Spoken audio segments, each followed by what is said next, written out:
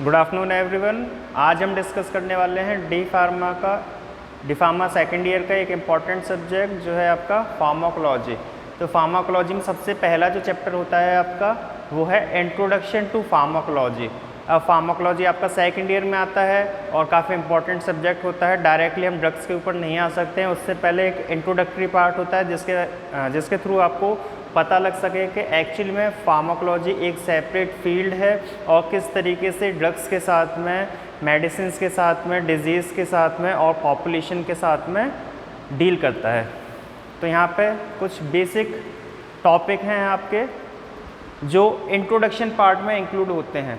अब आप introduction part से कंफ्यूज मत होइएगा, ये जो इंट्रोडक्शन पार्ट है केवल नाम के लिए है, वैसे बहुत ज़्यादा इम्पॉर्टेंट पार्ट हो जाता है, जिसकी वजह से ये मान लीजिए आप 10 to 15% इस पर्टिकुलर चैप्टर में से, इस पर्टिकुलर यूनिट में से आपको फाइनल एग्ज़ाम में देखने के लिए मिल जाएगा। तो चलिए आज का टॉपिक शुरू करते हैं। सबसे पहले होता है व्हाट इज़ फार्माकोलॉजी। अब हम फार्माकोलॉजी के बारे में पढ़ रहे हैं, एक सेपरेट ब्रांच है, तो हमें सबसे पहले पता होना चाहिए फार्माकोलॉजी क्या है। तो फार्माकोलॉजी में हम देखते हैं कि फार्माकोलॉजी जो आपका पर्टिकुलर वर्ड है वो मिलके बना है टू वर्ड से, फार्माकॉन एंड लोगस, जो एक साथ अगर हम प्रोनाउन करें तो हो जाते हैं फार्माकोलॉजी। तो फार्माकॉन एंड फार्मालोगस।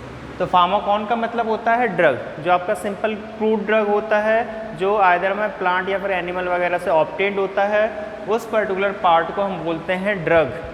ठीक है, तो ये जो ड्रग है ये किस पर्टिकुलर टर्म से आया है, ये आपका फार्माकॉन से आया है। और फार्माकॉन कहाँ से आया है आपका, इंक्लूड हुआ है आपका फार्माकोलॉजी में। ठीक है, अब सेकंड जो पार्ट है आपका कोलॉजी। कोलॉजी जो टर्म है ये आपका बेसिकली डिफाइन कर रहा है लोगस को। लॉजी, लोगस। लोगस का मीनिंग होता है स्टडी ऑफ ड्रग। जो भी आपका ड्रग है वो किस तरीके से बॉडी के अंदर जाके बिहेव करेगा, किस तरीके से किसी पर्टिकुलर डिजीज़ को ट्रीट करेगा और बॉडी उसके अगेंस्ट किस तरीके से रिएक्ट करेगी, ये सभी चीज़ें आपको पता चलेंगी इन लोगस। ठीक है, अब अगर हम दोनों टर्म्स को एक साथ बोलेंगे तो क्या हो जाएगा आपका फार्माकॉन लोगस। और इसी को आज मॉडर्न टाइम्स में हम जानते हैं फार्माकोलॉजी नाम से। तो ये एक आपका सेपरेट कोर्स मान लीजिए, सब्जेक्ट मान लीजिए, जो मानना चाहें मान सकते हैं आप। तो ये हो गया आपका फार्माकोलॉजी। फार्माकोलॉजी कहाँ से बना है, फार्माकॉन एंड लोगस। आई होप आपको क्लियर हो गया होगा कि फार्माकोलॉजी जो एक सेपरेट ब्रांच है आपकी फार्मेसी की, वो एक्चुअली में कहाँ पे स्टैंड करती है, वो ड्रग की स्टडी के साथ में स्टैंड करती है, ड्रग के बारे में पूरी इन्फॉर्मेशन हमें प्रोवाइड करती है। अब आ जाते हैं कुछ बेसिक टर्म्स हैं आपके जो कि डेफिनेशंस भी हैं और उसके साथ में उनका एक्सप्लेनेशन भी है। तो अब हम बात करते हैं, सबसे पहला टॉपिक है आपका फार्माकोलॉजी, जो ऑलरेडी मैं आपको एक्सप्लेन कर चुका हूँ। सेकेंड टर्म पे आ जाते हैं। अब ये जो आपका फार्माकोलॉजी टॉपिक है, ये जो आपका फार्माकोलॉजी टॉपिक है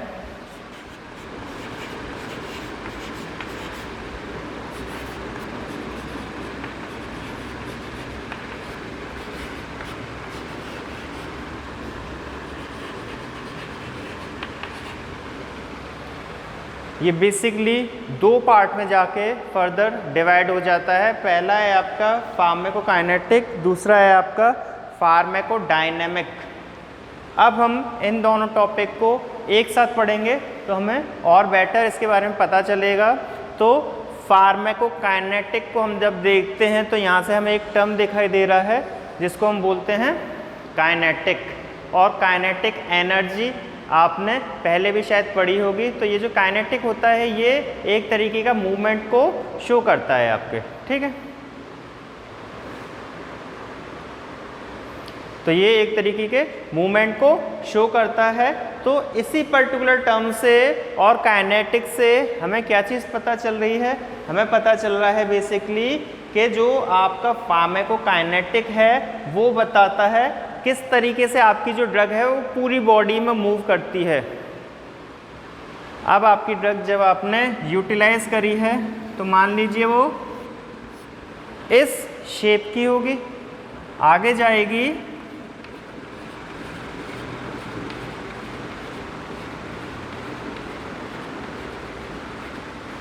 स्टमक के अंदर, तो फर्दर ब्रेक डाउन हो जाएगी और पाउडर फॉर्म में कन्वर्ट हो जाएगी।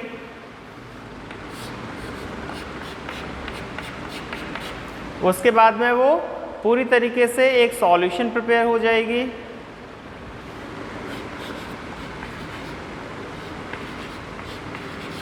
उसके बाद में वो ब्लड ब्रेन बैरियर को क्रॉस करके कहाँ पहुँच जाएगी, आपकी ब्लड के अंदर पहुँच जाएगी।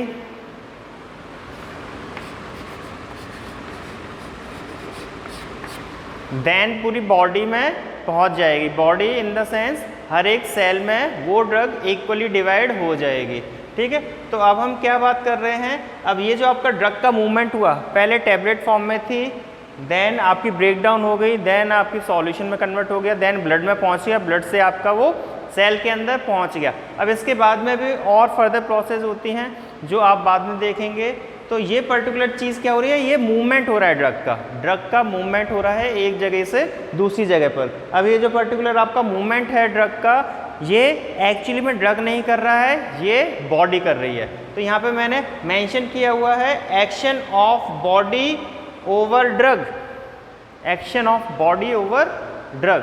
तो किस तरीके से बॉडी जो है वो ड्रग के ऊपर एक्शन दिखाती है अपना, और उसके बाद में क्या होता है, उसके बाद में फाइनली जो ड्रग है वो अपना एक्शन दिखाती है बॉडी के ऊपर। ठीक है, दो टर्म है यहाँ पे। सबसे पहले बॉडी का एक्शन आपने देखा भी, जो मैंने एक्सप्लेन किया था किस तरीके से उसका फर्दर ब्रेक डाउन हुआ, ब्रेक डाउन के बाद में वो किस तरीके से ब्लड में पहुँच गई आपकी। तो ये ड्रग नहीं कर रहा है आपका, ये ड्रग के साथ में कौन कर रहा है, बॉडी कर रही है। ठीक है, तो action of body over drug, इसको हम बोलते हैं फार्माकोकाइनेटिक, जिसका मतलब होता है movement of drug. Pharmacokinetic movement of drug ये एक्चुअली में परफॉर्म करता है, ये आपकी बॉडी परफॉर्म करती है ड्रग के ऊपर। आगे चलते हैं फार्माकोडायनेमिक। फार्माकोडायनेमिक का मतलब होता है आपका ड्रग ओवर बॉडी। अब आपका ड्रग जो है वो सभी सेलों के पास में इक्वली डिवाइड हो चुका है। अब जो भी पर्टिकुलर आपकी डिजीज़ है उसको क्योर करना है, उसको सही करना है, तो कौन करेगा, वो ड्रग करता है आपका। ठीक है, अब ड्रग जो काम करेगा बॉडी के ऊपर, ड्रग ओवर बॉडी। पहले क्या हो रहा था, बॉडी ओवर ड्रग, अब हो रहा है ड्रग ओवर बॉडी। तो ये जो ड्रग का वर्क होगा बॉडी के ऊपर, एक्चुअली में वो क्या दिखाता है, वो एक अपना पर्टिकुलर इफेक्ट दिखाएगा। जैसे आपने पैरासीटामोल की टैबलेट खाई, पैरासीटामोल जो ड्रग होगा वो इक्वली डिवाइड हो जाएगा सभी बॉडी की सेल्स के ऊपर, और वहाँ से वो क्या करेगा, वहाँ से वो टेम्परेचर को कंट्रोल कर देगा आपके। तो ये पर्टिकुलर इफेक्ट किसने दिखाया है, ड्रग ने। कहाँ पे दिखाया, बॉडी के ऊपर। तो इसे हम क्या बोलेंगे, इसे हम बोलेंगे फार्माकोडायनामिक। फार्माकोडायनामिक। आगे चलते हैं फार्माकोजीनोमिक। फार्माकोजीनोमिक में क्या होता है, आप लोगों ने 11th-12th में एक चीज़ पढ़ी होगी,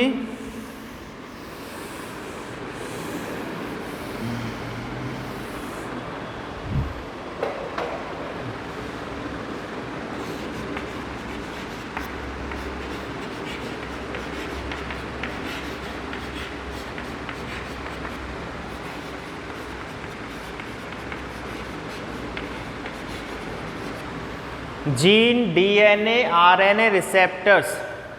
ठीक है, ये सभी चीज़ें आपने पढ़ी हैं और आप इन सभी चीज़ों को जानते भी हैं। 11th-12th में आपने ज़्यादा पढ़ा होगा, बट 9th-10th में भी आपने कहीं ना कहीं इन टॉपिक्स को पढ़ा होगा। ठीक है, तो फार्माकोजीनोमिक में क्या है, आपका जो ड्रग है वो किस तरीके से इन पर्टिकुलर पार्ट्स को मॉडिफाई कर रहा है ह्यूमन सेल्स के अंदर। ठीक है, आपका जो ड्रग है वो बॉडी में जाके किस तरीके से इन पार्ट्स को मॉडिफाई कर रहा है। तो studies of all these parts, how they behave after addition of drug inside human body is called pharmacogenomic. आगे चलते हैं, नेक्स्ट में आपका pharmacoepidemiology. So pharmacoepidemiology में क्या होता है आपका,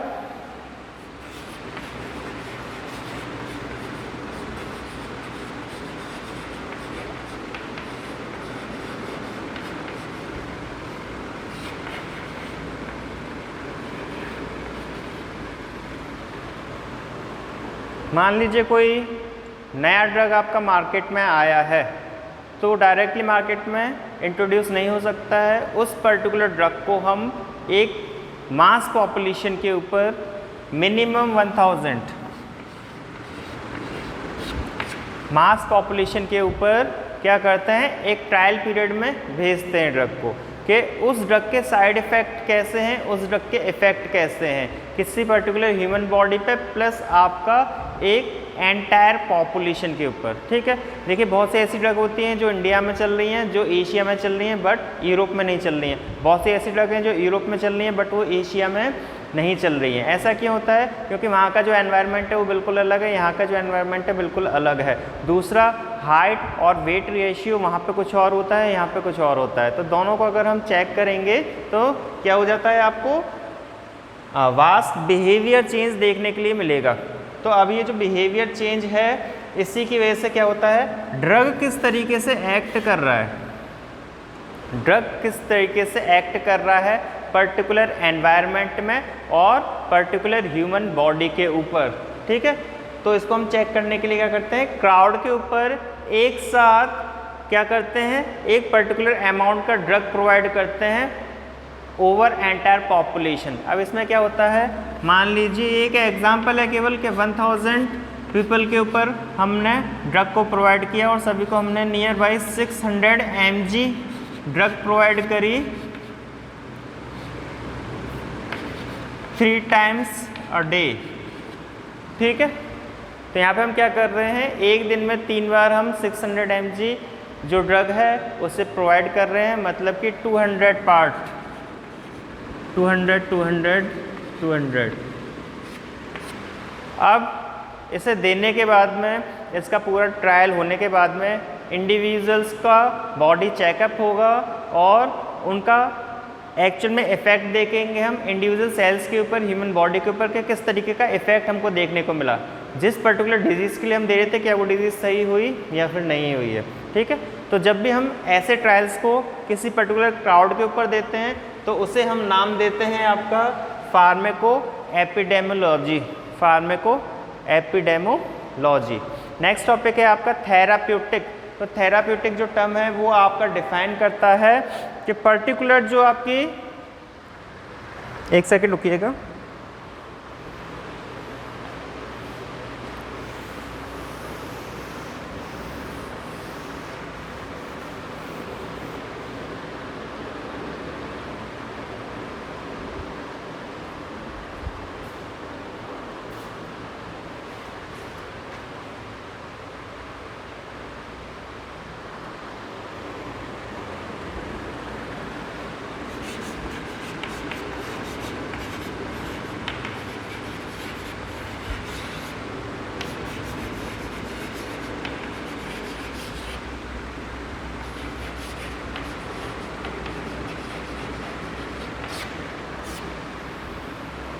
अब ये जो आपका पर्टिकुलर पार्ट है थेराप्यूटिक्स, ठीक है, ये आपका फार्माकोलॉजी का बहुत इंपॉर्टेंट पार्ट होता है। बहुत से ऐसे ड्रग होते हैं जो सिंगल डिजीज़ में इंक्लूड किए जाते हैं, तो हम क्या करते हैं, उसमें से बेस्ट ड्रग हमको सेलेक्ट करना पड़ता है। ठीक है, अब ये जो पर्टिकुलर ड्रग है आपका, ये हम किस बेसिस पे सेलेक्ट कर सकते हैं, ये हम इंडिविजुअल की बॉडी स्ट्रक्चर प्लस आपका एनवायरनमेंट वहाँ पे कैसा है उसकी बेसिस पे सेलेक्ट करते हैं। बहुत सी ऐसी मेडिसिन है जो आपकी यूपी में चल रही हैं बट वो आपकी हरियाणा में नहीं चल रही हैं। बहुत सी ऐसी मेडिसिन है जो आपकी जम्मू एंड कश्मीर में चल रही हैं बट वो आपकी साउथ वाले रीजन में नहीं चल रही होंगी, जैसे बेंगलोर वाला जो एरिया है वहाँ पे नहीं चल रही होंगी। ऐसा क्यों है? ऐसा इसीलिए है आपका कि एनवायरनमेंट कंडीशन वेरिएट करती है, प्लस ह्यूमन का जो बॉडी वेट है ये सब चीज़ भी वेरिएट करती है, जिसकी वजह से ड्रग का एब्जॉर्प्शन डिस्ट्रीब्यूशन जो है वो पूरी तरीके से चेंज हो जाता है। ठीक है, तो किसी पर्टिकुलर ह्यूमन क्राउड के ऊपर कोई पर्टिकुलर ड्रग ज़्यादा अच्छे से एक्ट करती है और किसी और पार्ट के ऊपर कोई और ड्रग ज़्यादा अच्छे से एक्ट करती है।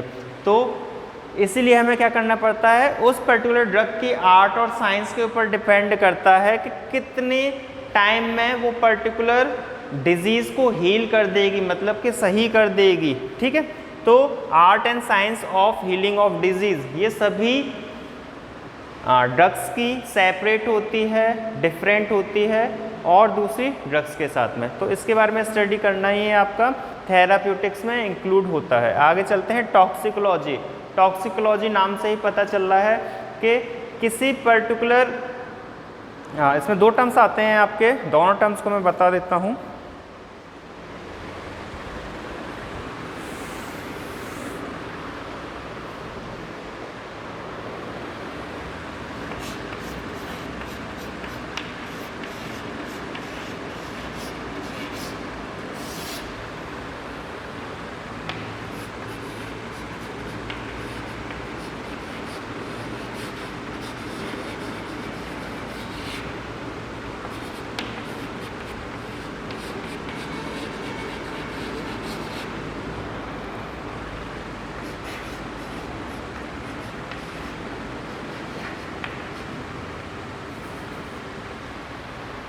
देखिए सबसे पहले आपका पॉइजन, ठीक है, तो पॉइजन के अगेंस्ट कोई पर्टिकुलर ड्रग है वो किस तरीके से एक्ट कर रहा है। दूसरी चीज़ है toxic level of drug, drug जो है एक पर्टिकुलर अमाउंट में देना चाहिए। जैसे कि अभी मैंने आपको बताया था एक ड्रग है आपका पैरासीटामोल, इसकी मैक्सिमम डोज पर डे होती है आपकी 750 mg, एक दिन में आप 750 mg तक दे सकते हैं। अब आप 800 mg दे रहे हो तो इसकी वजह से क्या होगा, आपकी बॉडी पे साइड इफ़ेक्ट जो हैं वो ज़्यादा काउंट होने लग जाएंगे, जिसकी वजह से क्या हो जाएगा, इफ़ेक्ट की वजह से आपके साइड इफ़ेक्ट ज़्यादा होने लग जाएंगे। अब हमको क्या करना है, कंसंट्रेशन को रिड्यूस करना होगा, ठीक है। अगर आप कंसंट्रेशन को रिड्यूस नहीं करते हैं तो वो पर्टिकुलर ड्रग जो है आपकी बॉडी में क्या करेगा, टॉक्सिसिटी प्रोड्यूस करेगा, ठीक है, या फिर हम बोल सकते हैं साइड इफ़ेक्ट प्रोड्यूस करेगा। तो study about toxicity through the drugs, study about side effects through the drugs and how drug behave against poison। जैसे कि अगर आपने किसी भी कंडीशन में पॉइजन को यूज़ कर लिया है तो हम उसको बॉडी से कैसे एक्सक्रीट आउट कर सकते हैं, ठीक है। तो इसको भी हम टॉक्सिकोलॉजी में ही इंक्लूड करते हैं तीनों पार्ट्स को। आगे चलते हैं रिसेप्टर्स एंड लिगेंड्स, दोनों टॉपिक को मैं एक साथ ही बता देता हूँ।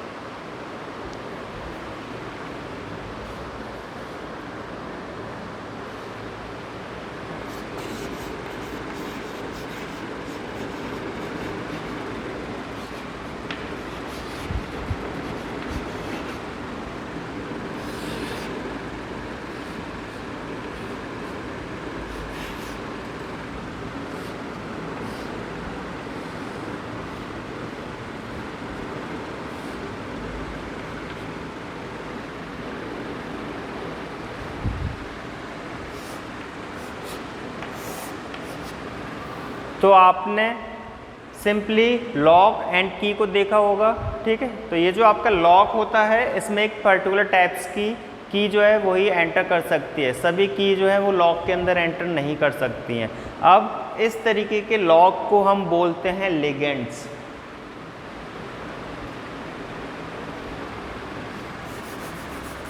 इस तरीके के लॉक को हम बोलेंगे रिसेप्टर्स, ठीक है।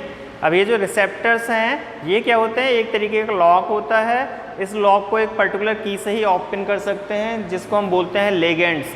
अब जब तक ये लिगेंड्स इस पर्टिकुलर रिसेप्टर्स के ऊपर जाके अडेयर नहीं होंगे, मतलब कि बाइंड अप नहीं होंगे, यानी कि ये जो की है ये इस पर्टिकुलर लॉक के अंदर एंटर नहीं करेगी जब तक आपका लॉक ओपन नहीं होगा।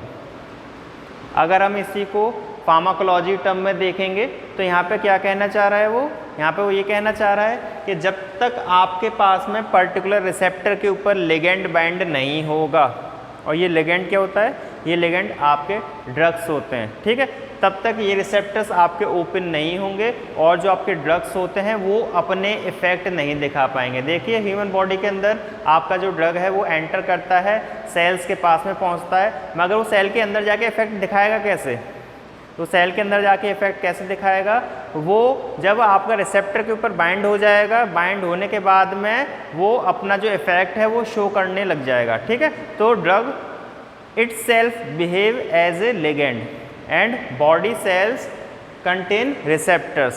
अब ये जो बॉडी सेल्स होते हैं इनके पास अपने रिसेप्टर्स होते हैं, रिसेप्टर के ऊपर जाके आपका ड्रग बाइंड हो जाता है जो कि बिहेव करता है लिगेंड की तरह, और तब भी वो अपना इफेक्ट दिखा पाता है। और भी बॉडी में बहुत सारे लिगेंड्स होते हैं एक्सेप्ट ड्रग। तो ये हो जाएंगे आपके रिसेप्टर्स एंड लिगेंड। आगे चलते हैं एफिनिटी एंड पोटेंसी।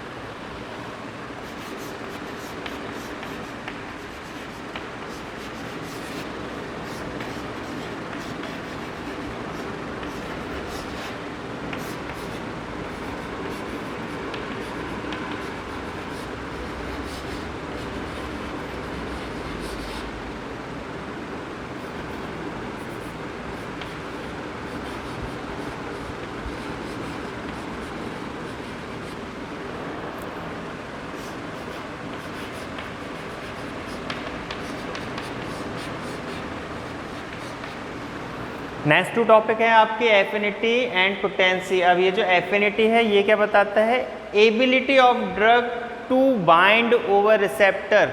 देखिए जितने भी आपके ड्रग होते हैं, ठीक है, वो कहीं ना कहीं किसी ना किसी रिसेप्टर के ऊपर जाके जरूर बाइंड होते होंगे। अगर वो किसी रिसेप्टर के ऊपर बाइंड अप नहीं हो पाएंगे तो उसकी वजह से क्या हो जाएगा, उसकी वजह से आपका जो ड्रग है वो इफेक्ट नहीं दिखा पाएगा। तो इसी को हम एफिनिटी कहते हैं। ड्रग जो है उसकी कितनी ज़्यादा कैपेबिलिटी है किसी पर्टिकुलर रिसेप्टर के ऊपर बाइंड होने की, that is a affinity. Potency की बात करते हैं। पोटेंसी क्या बताती है, एक्चुअल में कितना अमाउंट ड्रग का नीडेड है किसी पर्टिकुलर डिजीज़ के ऊपर इफेक्ट दिखाने में। ठीक है, कितना ज़्यादा ड्रग का अमाउंट नीडेड है, ज़रूरत है हमें। जैसे कि मान लीजिए, दोबारा से एग्जांपल देता हूँ, पैरासीटामोल ये लिखा हुआ है मैंने, ठीक है, इसका जो अमाउंट है वो 750 mg चाहिए होता है ह्यूमन बॉडी में पर डे फीवर को सही करने के लिए। दूसरी जगह एजिथ्रोमाइसिन एक ड्रग होती है जिसका पर डे अमाउंट आपका 400 mg होता है। एजिथ्रोमाइसिन का अमाउंट 400 mg होता है पर डे। अब यहाँ पे आप देखेंगे अगर हम दोनों ड्रग्स को कंपेयर करें, एजिथ्रोमाइसिन प्लस आपका पैरासीटामोल, तो दोनों में अमाउंट का डिफरेंस है। ठीक है, यहाँ पे 750 mg एक दिन में रिक्वायर है, यहाँ पे 400 mg एक दिन में रिक्वायर है। तो अब दोनों में वेरिएशन क्यों आ रहा है कि आपका जो एजिथ्रोमाइसिन ड्रग है वो ज़्यादा पोटेंट ड्रग है, मतलब कि कम कंसंट्रेशन में भी ज़्यादा इफेक्ट दिखाने के लिए वो केपेबल है। ठीक है, तो क्लियर हो गया होगा आपको what is affinity and what is potency. आगे चलते हैं therapeutic index, that is a therapeutic index.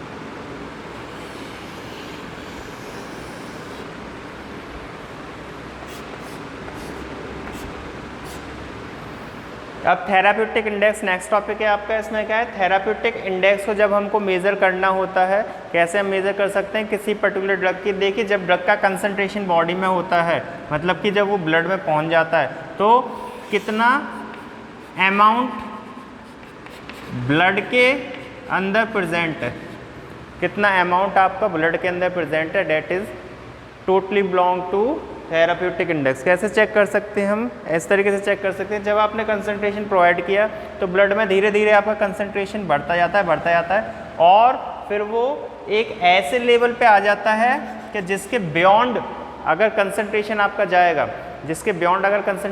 जाएगा तो वो पर्टिकुलर इफेक्ट जो है वो टॉक्सिसिटी प्रोड्यूस कर देगा ह्यूमन बॉडी में, ठीक है। तो इससे ज़्यादा उसका इफेक्ट नहीं होना चाहिए, ठीक है। फिर एक टाइम तक वो पर्टिकुलर जो अमाउंट है ब्लड के अंदर मेंटेन रहेगा, फिर वो अमाउंट जो है वो रिड्यूस होने लग जाता है। क्यों? क्योंकि यूरिन के थ्रू आपका जो ड्रग है वो बॉडी से बाहर निकलने लग जाता है, एक्सक्रीट होने लग जाता है, तो फिर धीरे धीरे आपका कंसंट्रेशन जो है वो कम होने लग जाता है। अब ये इतना कम भी ना हो जाए कि आपका इफेक्ट ही ना दिखा पाए, ठीक है। तो ये पर्टिकुलर पार्ट से अगर नीचे जाता है आपका ड्रग का कंसंट्रेशन, जिसको बोलते हैं मिनिमम इफेक्टिव कंसंट्रेशन, अगर मिनिमम इफेक्टिव कंसंट्रेशन से ड्रग का कंसंट्रेशन कम हो रहा है तो आपकी जो पर्टिकुलर ड्रग है वो ह्यूमन बॉडी पे इफेक्ट दिखाना कम कर चुकी है। और अगर आपका मैक्सिमम सेफ कंसंट्रेशन से ड्रग का कंसंट्रेशन ज़्यादा हो गया है बॉडी में तो डेफिनेटली वो इफेक्ट दिखाएगी, बट टॉक्सिसिटी ज़्यादा प्रोड्यूस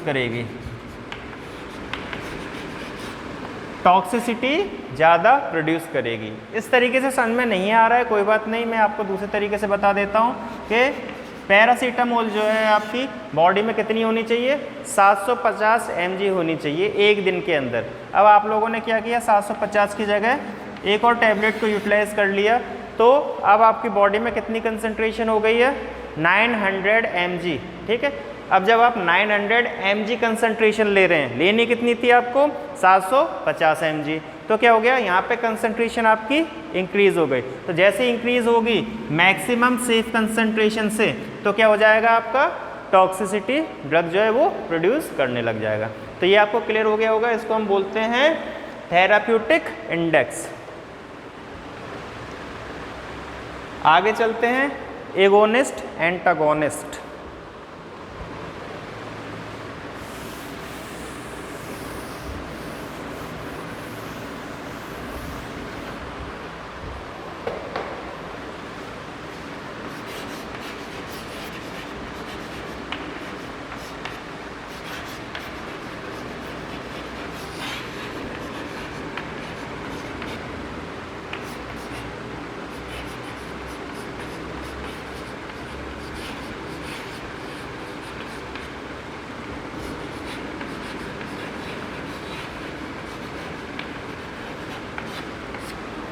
आज जब हम बात करते हैं एगोनिस्ट एंटागोनिस्ट की, तो यहाँ पे जो टर्म है आपका एगोनिस्ट वो आपको शो करेगा हेल्प और सपोर्ट। जैसे कि कुछ फूड या फिर कुछ ड्रग्स ऐसी होती हैं जो आप किसी दूसरी ड्रग के साथ में लोगे तो उन ड्रग्स का इफेक्ट इंक्रीज हो जाएगा, एनहेंस हो जाएगा, ठीक है। जैसे कि आपका आइबुप्रोफेन, ठीक है, अगर आप इसको लेंगे किसके साथ में, जिथ्रोमैक्स, जो कि एजिथ्रोमाइसिन को कंटेन करती है, तो क्या हो जाएगा, दोनों ड्रग का इफेक्ट इंक्रीज हो जाएगा, मतलब उसकी थेराप्यूटिक वैल्यू जो है वो इंक्रीज हो जाएगी, एनहेंस हो जाएगी, ठीक है। तो इन दोनों ड्रग्स को जब हम एक साथ में लेंगे तो हम क्या बोलेंगे, इस टर्म को हम बोलेंगे एगोनिस्ट इफेक्ट दिखाया जा रहा है दोनों ड्रग के द्वारा, ठीक है। और जो दो ड्रग होते हैं जब आप उनको एक साथ यूटिलाइज करेंगे, अगर वो दोनों की थेराप्यूटिक इंडेक्स को, दोनों की थेराप्यूटिक एफिकेसी को डिक्रीज कर रहा है, तो क्या हो जाएगा आपका, तो वो एंटागोनिस्ट टर्म में आएगा। इसमें क्या होता है, एक नेगेटिव लेवल पर ड्रग का कंसंट्रेशन कम हो जाता है, उसका थेराप्यूटिक इंडेक्स कम हो जाता है जब दोनों ड्रग्स को आप एक साथ लोगे ह्यूमन बॉडी में, तो उसे हम बोलते हैं एंटागोनिस्ट। तो एगोनिस्ट एंटागोनिस्ट आपको पता चल गया होगा, ठीक है। आगे चलते हैं, नेक्स्ट है आपका स्कोप ऑफ फार्माकोलॉजी। अब फार्माकोलॉजी जो सब्जेक्ट है आपका, जो ब्रांच है आपकी फार्माकोलॉजी, अगर आप उसके बारे में पूरी नॉलेज को गेन कर लेते हैं, ठीक है, तो किस पर्टिकुलर फील्ड में उसकी हेल्प से आप मतलब उसको यूटिलाइज कर सकते हैं। तो सबसे पहला है आपका कीमोथेरेपी। कीमो नाम से ही आपको पता चल रहा होगा। अगेंस्ट कैंसर, कैंसर आपको पता है कि 4th लार्जेस्ट डिजीज़ जो ऑल ओवर ग्लोब के ऊपर फैली हुई है और जिससे ज़्यादा आपके 4th नंबर पे सबसे ज़्यादा पेशेंट की डेथ होती है, वो है आपका कैंसर। तो कैंसर के अगेंस्ट हम इस पर्टिकुलर पार्ट को, इस पर्टिकुलर ब्रांच को हम यूटिलाइज कर सकते हैं। डिफरेंट टाइप्स की फॉर्मुलेशन मेडिसिन को प्रिपेयर कर सकते हैं, डिफरेंट रूट को हम यूटिलाइज कर सकते हैं इस डिजीज़ को ट्रीट करने के लिए। तो ये पार्ट है आपका कीमोथेरेपी का। नेक्स्ट है आपका टॉक्सिकोलॉजी, ठीक है। तो टॉक्सिकोलॉजी में क्या होता है आपका कि अगेंस्ट पॉइजन, अगेंस्ट टॉक्सिसिटी किस तरीके से हम मेडिसिन को यूटिलाइज कर सकते हैं। नेक्स्ट है आपका फार्माकोथेराप्यूटिक्स एंड क्लिनिकल फार्माकोलॉजी। तो पहले हम देखते हैं फार्माकोथेराप्यूटिक। यहाँ पे क्या है आपका, how to cure disease. Disease को क्योर करने की जो पावर है उसे हम यूज़ कर सकते हैं फार्माकोथेराप्यूटिक्स, ठीक है। तो वेरियस ड्रग्स जो होती हैं उससे हम वेरियस टाइप्स की डिजीज़ को क्योर कर सकते हैं। जैसे कि दोबारा से कॉमन एग्जांपल है आपका पैरासीटामोल। पैरासीटामोल अगर आप देखते हैं, आपको पता होगा कि ये फीवर में यूटिलाइज होती है ड्रग, जो कि टेम्परेचर को मेंटेन कर देती है। इतना आप सभी को पता होगा, बट मैं बता दूं कि टेम्परेचर को भी मेंटेन कर सकती है बॉडी के, ये पेन को भी कम कर सकती है, ये स्वेलिंग को भी कम कर सकती है, ठीक है। तो ये सिंगल जो ड्रग है आपका 3 अलग अलग डिजीज़ में हम यूटिलाइज कर सकते हैं। तो इसी को हम बोलते हैं फार्माकोथेराप्यूटिक। एक जो ड्रग है उसकी बेसिक यूटिलाइजेशन पावर कितनी है, किस किस फील्ड में हम उसको यूटिलाइज कर सकते हैं। नेक्स्ट है और लास्ट पार्ट है आपका क्लिनिकल फार्माकोलॉजी। क्लिनिकल फार्माकोलॉजी जो है वो 2 बेसिक ब्रांच में डिवाइड होता है। पहला है आपका conduction of clinical trials and conduction of research studies. Clinical trials क्या होते हैं आपके और रिसर्च स्टडीज़ क्या होती हैं, ये हम नेक्स्ट लेक्चर में ब्रीफ में एक्सप्लेन करेंगे, डिस्कस करेंगे इन दोनों पार्ट्स को, क्लिनिकल ट्रायल्स को और रिसर्च स्टडीज़ को। एक सिंगल वर्ड्स में, सिंगल लाइन में मैं आपको एक्सप्लेन कर देता हूँ फिर भी कल के लिए। तो ये क्लिनिकल ट्रायल्स जो है, जब आपकी न्यूली लॉन्च्ड ड्रग जो है या फिर न्यूली लॉन्च्ड जो मेडिसिन है वो मार्केट में आती है, मार्केट में आने से पहले उसके ऊपर क्लिनिकल ट्रायल्स चलते हैं, जिसकी वजह से हमें ये भरोसा हो जाए कि जो भी मेडिसिन हम लॉन्च करने वाले हैं उसका जो टॉक्सिक लेवल है, जो साइड इफ़ेक्ट्स हैं, वो ह्यूमन बॉडी के ऊपर इतने ज़्यादा नहीं होंगे, ठीक है। और रिसर्च स्टडीज़ क्या इंक्लूड करती हैं, रिसर्च स्टडीज़ हमें ये इंक्लूड करके बताती हैं कि ये जो पर्टिकुलर ड्रग है ये किस पर्टिकुलर टाइप की फॉर्मुलेशन में हम इसको इंक्लूड कर सकते हैं। अगर ये टॉपिक अभी आपको क्लियर नहीं हुआ है तो कल वाले लेक्चर में मैं बेसिक लेवल पे आपको बताऊंगा, पूरा एक्सप्लेन करूंगा, ठीक है। Thank you.